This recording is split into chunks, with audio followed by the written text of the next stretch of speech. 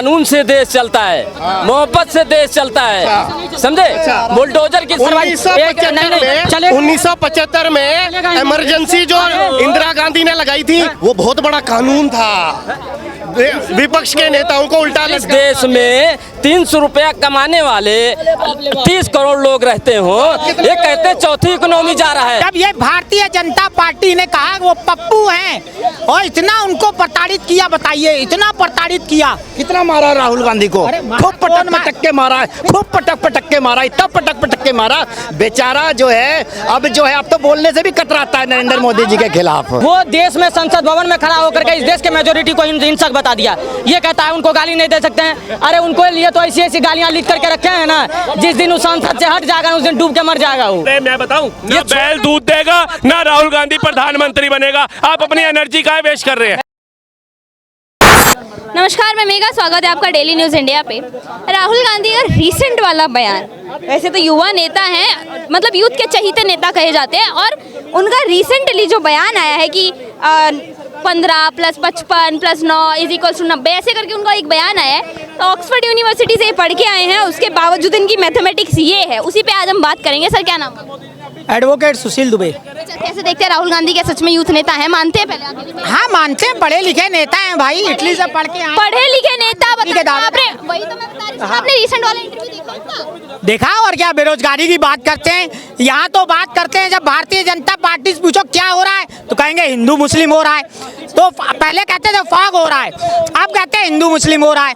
तो ये समझ नहीं होता, बेरोजगारी की बात नहीं हो रही है, महिला सुरक्षा की बात नहीं हो रही है, लॉ एंड ऑर्डर की बात नहीं हो रही है, कैसे हम लोगों को सुरक्षित कर पाएं, कैसे हम लोगों को फ्री शिक्षा दे पाएं, कैसे। आप देखिए हॉस्पिटल जाइए, आप लेडी हेडिंग जाइए, भीड़ लगी हुई है। मैं तो गया था, मैं अभी दवाई लेने गया सुबह। आपने मेरा सवाल सुना?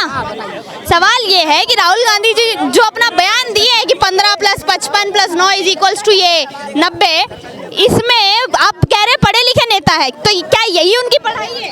देखिए राहुल गांधी जी दूरदर्शी नेता हैं, हो सकता है वो बिहार का कैलकुलेशन बता रहे हो, क्योंकि मोदी जी बताते हैं ना कि 300 सीटें आ जाएंगी, अमित शाह जी बोलते हैं नहीं नहीं पूरी सीटें ले आएंगे, फिर वो कहते हैं नहीं अभी थोड़ा टाइम लगेगा।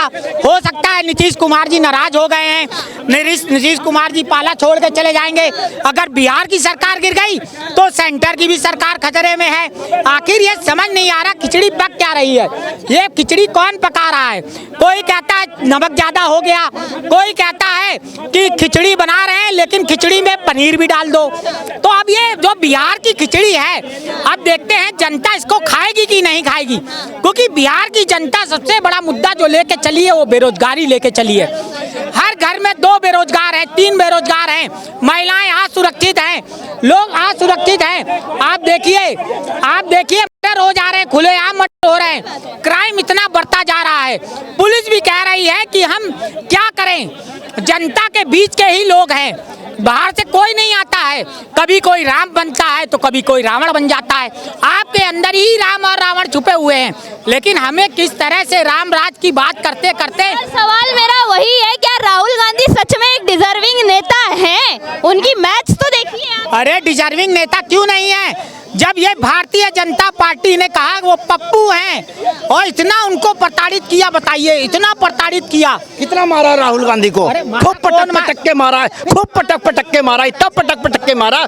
बेचारा जो है अब तो बोलने से भी कतराता है नरेंद्र मोदी जी के खिलाफ। आप ही नहीं तो कहा सर, बात तो करके जाइए। ये देखिए ये खुद कह रहे थे कि प्रताड़ित करा। अरे तो भैया इतना पटक पटक के मारा, जनता ने बराबर से पहले ही भाग गए। मैं बता तो रहा हूँ, जनता ने इतना पटक के मारा कि उनका कार्यकर्ता भी बेचारा भाग गया। मेरा सवाल ये है, राहुल गांधी का आपने अभी वाला बयान सुना होगा, 9 + 15 + 55 90 बता रहे हैं, तो उनकी जो मैथ्स है ऑक्सफोर्ड यूनिवर्सिटी से पढ़ के आए हैं, उसके बावजूद उनकी मैथ्स ऐसी है। देखिए और युवा नेता कहते हैं अपने आप। देखिए कोई युवा नेता नहीं है, 55 साल में भी वो युवा नेता निकल के आ रहे हैं। आज तक शादी करी नहीं उन्होंने और अब शादी होगी भी नहीं। उसका रीज़न बता दूं, वो सपने देख रहे थे दिन में निकल करके मैं प्रधानमंत्री बन जाऊंगा। अब वो काम कुछ होना नहीं है इस जीवन में, तो कम से कम नहीं होना, इसकी तो गारंटी लिख करके ले लो। इस जनता ने लिख करके दे दिया है, कहते हैं ना लिख के ले लो गारंटी, तो लिख के ले लो। इस जीवन में इसकी जो है कुछ होना नहीं है आपके। राहुल गांधी का कुछ नहीं होगा इसमें। कांग्रेस को क्या करना करना चाहिए। बिहार इलेक्शन आने वाले हैं, कन्हैया कुमार अभी गए हुए थे वहीं पे, तो ऐसे नेताओं को अगर कांग्रेस खड़ा करेगी तो आगे आने वाला फ्यूचर क्या है फिर? कुछ नहीं करेंगे, हवन करेंगे और कुछ नहीं करेंगे, कुछ नहीं करेंगे। हम कैसे करेंगे? कुछ नहीं करेंगे। मैं बताऊं आपको, कुछ नहीं करेंगे। बिहार के अंदर जो है फिर से दोबारा से जो है नीतीश बाबू के नेतृत्व में जो है फिर सरकार बन रही है, क्योंकि बिहार वालों को बड़ी मुश्किल से जो है छुटकारा मिला था चारा घोटाले वालों से, भू माफियाओं से, गुंडा माफियाओं से। इसको दोबारा बिहार की जनता कभी नहीं चाहती कि इस तरीके का हमारे साथ में कुछ हो। तो इसलिए जो है बिहार की जनता मन बना, और आगे इस बार नहीं, आगे के लिए भी मन बना चुकी है कि हमारे को नरेंद्र मोदी के अलावा कोई और चाहिए ही नहीं, कोई नहीं चाहिए। और मैं तो कहता हूँ इस देश की जनता से, देखिए नरेंद्र मोदी जी ने जो काम किया है, मैं तो चुनाव आयोग से भी एक बार अपील करूंगा कि आजीवन, जब तक नरेंद्र मोदी जी जिएंगे, आजीवन घोषित कर दो प्रधानमंत्री। वोट कराने की भी जरूरत नहीं है लोकसभा का अब तो, क्योंकि जो नरेंद्र मोदी जी ने काम किया है पाकिस्तान पे वो करके, उसका जवाब दे करके सिंदूर ऑपरेशन के द्वारा, इसलिए इसके देश की जनता का मन पूरी तरीके से वो जीत चुके हैं। सर, आप भी मानते हैं कि नरेंद्र मोदी जी के साथ जनता है? मैं तो ये मानता हूँ हर एक प्रधानमंत्री के साथ रहेगी, वो अच्छा काम करेंगे। आपने बीजेपी पार्टी का आपने देखना है, जो हाल ही में जो एक केस हुआ है ऑन द 8वे लाइन पे जो हुआ है, तो उसके पास में कार्रवाई करनी चाहिए मेरे हिसाब से। इस तरीके का जो कार्रवाई हर एक प्रधानमंत्री के साथ में जनता रहती है, क्योंकि जनता क्यों चुनती है उसको कि एजुकेशन अच्छी तरीके से है। आपने इससे पहले भी देखा होगा, ट्रंप ने उनको बंदी बना के भेजा, अपनी सरकार ने क्या कहा? कुछ नहीं, दोस्ती बना रहे हैं। क्या दोस्ती है? अगर किसी को कौड़ियों को बांध कर और वहाँ से भेजते हैं, इस तरीके से भेज रहे हैं जैसे लगता है कि बंदी बना के भेज रहे हैं। उसमें भी हमारे प्रधानमंत्री बोल रहे हैं कि मेरे दोस्त ने उनको रिटर्न किया है। ये कौन सा तरीका है? उनको जवाब देना चाहिए, रिटर्न जवाब ही नहीं दे रहे हैं और बोल रहे हैं कि हमारे जो भारत देश है वो पावर में 10वें नंबर में आ गया। वो तो मेरे को दूर दूर तक नहीं मिल रहा है। सच्चता में देखा जाए तो इससे पाकिस्तान भी आंखें खोल करके देखो, तो आंखें खोल के देखो। आप पता नहीं कौन सा चश्मा लगा के देखते हो, क्या व्हाट्सएप यूनिवर्सिटी का ज्ञान लेते हो क्या? मैंने चश्मा लगाया नहीं है और चश्मा इस उम्र में लगता भी नहीं है मेरे। तो आपको खुद सुनाई देना चाहिए कि मैं क्या बोल रहा हूँ, क्या आप बोल रहे हैं। आप देखिए, देश जो है आज जो है 3रे नंबर पे आने की स्थिति में आ गया है, GDP में, इकोनॉमी में 4थे नंबर पे आ गई होगी आपने? 4थे नंबर पे आने वाला है, अभी आया नहीं। आ गई है सर। 2027 के लिए बोला है उन्होंने, अभी 2027 में 3रे नंबर पे होगी इंडियन इकोनॉमी।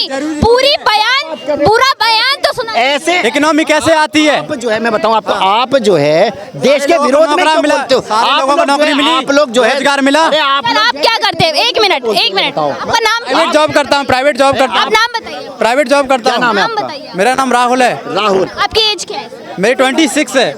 हाँ जी, कहाँ तक पढ़ाई करी? क्या बुराई है अगर देश में प्राइवेटाइजेशन आ रहा है? मैं तो ये कह रहा हूँ, जो सिक्योरिटी आपको सबसे ज्यादा कहाँ मिलती है, गवर्नमेंट में या प्राइवेट में? मुझे बताओ आप। किस चीज की सिक्योरिटी? किसी भी चीज की सिक्योरिटी देश में भाई।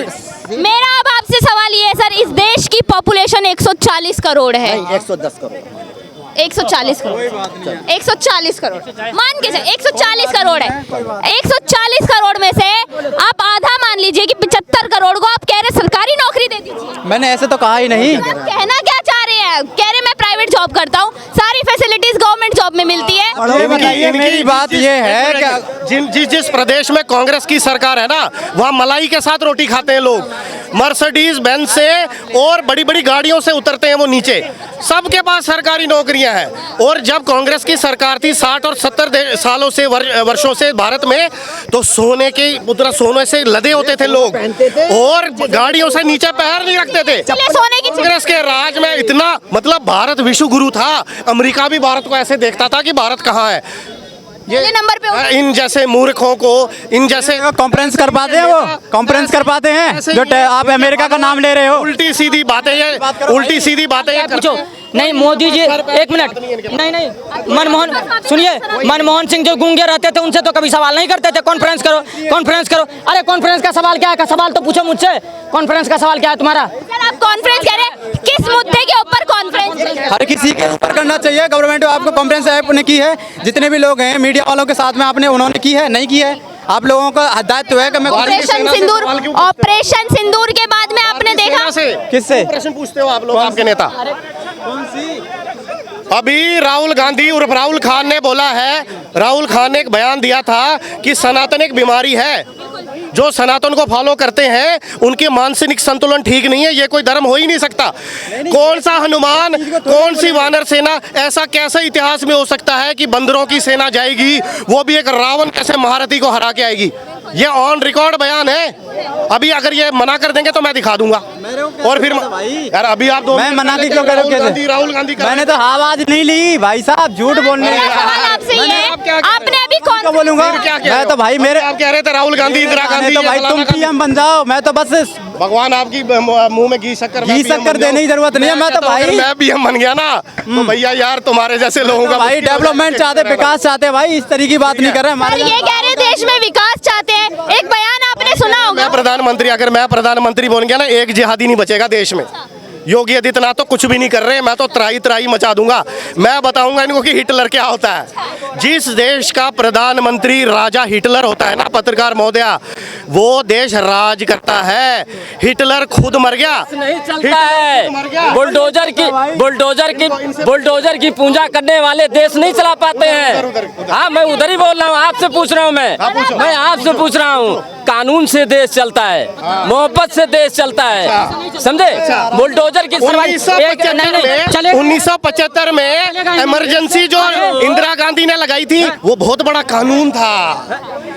विपक्ष के नेताओं को उल्टा इस देश में 300 रुपया कमाने वाले 30 करोड़ लोग रहते हो, ये कहते चौथी इकोनॉमी जा रहा है। अरे उनकी इनकम तो बढ़ना चाहिए। कितना? मैडम आप मेरी बात मत पूछिए, अपनी बात नहीं बताएंगे। ये आप इस देश के नाम थोड़ी पूछे, आप मेरी बात पूछ रहे हो, मेरी बात पूछ रहे हो, मैं उसकी बात पूछ रहा हूँ जो 300 रुपए कमाता है 10 घंटे में। आप अभी 1 किलोमीटर जाने का 50 रुपए से कम नहीं ले रहा, और ये 300 रुपए पूरे दिन की बात कर रहे हैं। कौन से दौर में जी रहे हो? 300 रुपए कमाने वाले होते हैं इस्त्री करा के कपड़े पहनते, ये प्रेस करा के कपड़े पहनते, ये प्रेस का पैसा भी बचाते हैं उस समय कि हाय महंगाई, हाय महंगाई। पान खा खा के दांत गल गए, लेकिन महंगाई पूरी नजर आ रही पंडित जी को, देख रहे हैं घर में जाकर। तुम पंडित जी की बात पूछते हो, जो 300 रुपया कमा रहा है रेडी पटरी वाला, उसको तुम कुचल रहे हो। आम 70 रुपए किलो, मंडी में जाओ 40 रुपए किलो, 30 रुपए पर किलो पे आम कमा रहा है, कह रहे गरीब। वो गरीब नहीं आएगा तुमको महंगाई की बात। सर, इस देश में गरीब भी इतना गरीब नहीं होगा जितना आप लोगों को नजर आता है। हाँ बिल्कुल नजर आता है, हमको नजर आता है। जिस देश में इनको राहुल गांधी को प्रधानमंत्री बनाना है, इसलिए गरीब के नाम पे राजनीति लड़ते आपने हैं। बोला राहुल गांधी को प्रधानमंत्री बनाना है। ये मेरे को इनसे आपत्ति है इस बात पे, प्रधानमंत्री राहुल गांधी के आगे लगना ही नहीं है इस जीवन में। जब तक 300 रुपए बता रहे हैं ना, 300 रुपए इनके राज में कमाते थे, सच कह रहे हैं। सर, मैं एक बात बताऊं, आप अगर यूथ की बात कर रहे हो तो 300 रुपए की सिगरेट की डब्बी प्रधानमंत्री मोदी जी के लिए कह रहे हैं। आंटी भी इन्हें थप्पड़ मारती होंगी घर पे। कर रही हो नहीं, आप 3 सुनो, आप सुनो, वहाँ पे गालियाँ खा के आ जाता है, बताइए। फिर आ गया घर में लाल बादशाह, फिर आ गया घर में, वहाँ पे भी आंटी गाली खाता है। यहाँ भी सुनिए, यहाँ भी गाली खा रहा है, बहू की भी गाली खाता है, घर में भी जाके मार खाता है। ये 1.5 करोड़ रुपए है वियतनाम का, ये गौर से देखो, ठीक है। बाहर जा रहा हूँ घूमने, मेरे भारत का 50,000 रुपया, वहाँ 1.5 करोड़ बन रहा है। वहाँ जाकर के घूम के आएंगे, अच्छे से आएंगे, हम तो नहीं रो रहे कि भाई वियतनाम के अंदर हम इतने अमीर हो गए, इतना पैसा खर्च करेंगे। ये 5-5 लाख रुपए का एक नोट है, ठीक है। कैसे है, कैसे है? भारत तरक्की कर रहा है, चौथी अर्थव्यवस्था पे आ चुका है, ये भाई साहब रोएंगे। भारत रोड चौथी अर्थव्यवस्था कहते हैं भाई साहब। उस इनकम तो बढ़नी चाहिए लोगों की, जो 300 रुपया कमा रहा है। ऐसे ही डेटा देखो इनका, अमेरिका, अरे रुक जाइए, एक मिनट। इन्होंने का दिल्ली, पूरे भारत में दिल्ली के सबसे महंगे एरिया पे खड़ा होकर के ये कह रहा है देश में गरीबी है। 25 रुपए कप चाय पी करके आया, ही कहता है देश में गरीबी है। इनको अरे ये टोपी उतार करके आया है अभी, ये दिन भर में 5 बार चिल्लाता है, और शाम को पत्थरबाजी करके फिर आता है यहाँ पर। मैडम पता कैसे लोग हैं? ये लोग कहते हैं नेपाल जाते हैं, नेपाल हमारा 1 रुपए, वहाँ 1 रुपए 60 पैसे हो जाता है, हम अमीर हो जाते हैं। लेकिन बुद्धू को ये नहीं पता, वहाँ पान यहाँ 10 का मिल रहा है, वहाँ 15 का हो जाएगा, पैसा वही हो जाएगा। लेकिन नेपाल को ऊपर उठा दिया इन्होंने, देखा है। पाकिस्तान को ऊपर उठा रखा है इन लोगों ने, अफगानिस्तान को ऊपर उठा रखा है, बांग्लादेश को भारत से ऊपर उठा। तुम मूर्ख लोग हो। मेरा सवाल ये, मेरा सवाल सुनिए सवाल तो सुनिए सर। सुनिए, अगर बीजेपी इतनी ही खराब है तो अब दिल्ली में क्यों जीत? नहीं, क्या कह रहे हो? देश की राजधानी में भाजपा की सरकार पूर्ण।